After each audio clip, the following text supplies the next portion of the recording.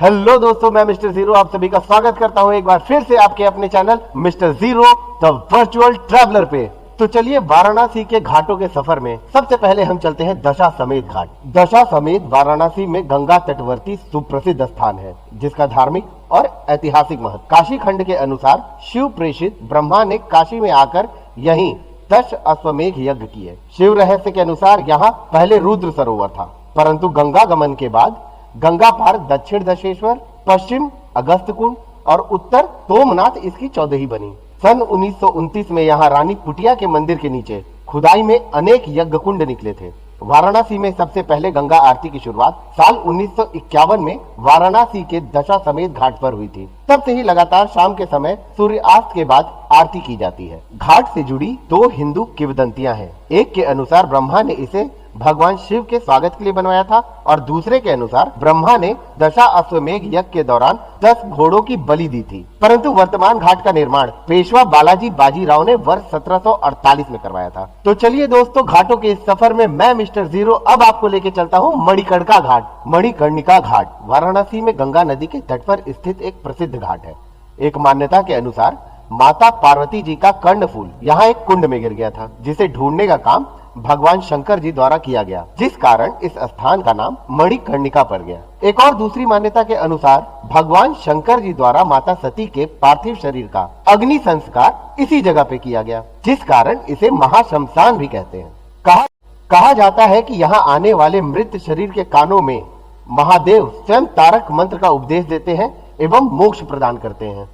रंग भरी एकादशी के दूसरे दिन बाबा विश्वनाथ जी के गौना होता है। ऐसी मान्यता है कि इस दिन बाबा मसान होली खेलते हैं, जो कि काशी में मणिकर्णिका एवं हरिश्चंद्र घाट के अतिरिक्त पूरी दुनिया में कहीं और नहीं मनाया जाता। इस घाट का निर्माण देवी अहिल्याबाई होलकर ने करवाया था। मणिकर्णिका घाट के बारे में एक और किंवदंती है। कहा जाता है कि भगवान विष्णु एक बार भगवान शिव की तपस्या कर रहे थे। उन्होंने अपने सुदर्शन चक्र से यहाँ पर एक कुंड का निर्माण किया। इसी कुंड में भगवान विष्णु के कानों का मणि गिर गया, फिर इस जगह का नाम मणिकर्णिका रखा गया। काशी के अनेक घाटों में से एक है चेत सिंह घाट, जो अत्यधिक ऐतिहासिक महत्व रखता है। यह घाट सन 1781 ईस्वी में ब्रिटिश सैनिकों और राजा चेत सिंह की सेना के बीच लड़ी गई भारतीय इतिहास की सबसे बड़ी भीषण लड़ाइयों में से एक का गवाह है। चेत सिंह की हार के बाद इस क्षेत्र पर ब्रिटिश सेना का कब्जा हो गया था। राजा मान सिंह घाट, मान मंदिर घाट या फिर सोमेश्वर घाट जितना सौंदर्यपूर्ण है उतना ही विशाल भी। यहाँ बाबा सोमेश्वर लिंगम रूप में विराजमान है, इसलिए इस घाट को सोमेश्वर घाट भी कहा जाता है। इस घाट का निर्माण आमेर के महाराजा मान सिंह ने 1600 ईस्वी में करवाया था। इसके पास ही एक शानदार महल भी स्थित है। यह महल अपनी अलंकृत खिड़की की नक्काशी और अन्य शानदार विशेषताओं के साथ अपने आप में एक प्रमुख पर्यटक स्थल है।